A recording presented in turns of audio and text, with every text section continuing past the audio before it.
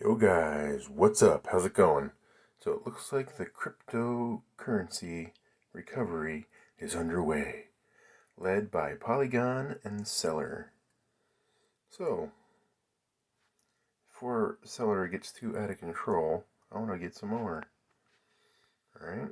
Should have probably bought more when it was super low, but there's no time like the present. So, I'm going to stack the cash into Seller a little bit. Alright? And see what else is going on here. Polygon. That thing has just had a nice little run. Look at this. Went from $1 up to $2 pretty quick. Less than $1 even. Crazy. Alright guys, wanted to let you guys know. Better get in there. Look, synthetics. Oh man, sushi swap. Shiba Inu a little. So these guys are starting to go up.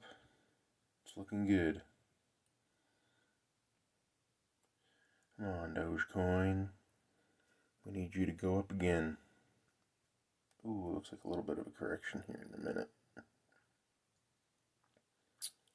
Looks like it was starting to recover, then it took a dive.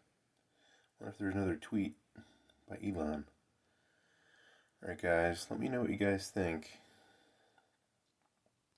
Looks like we're starting to recover, so that's a good thing.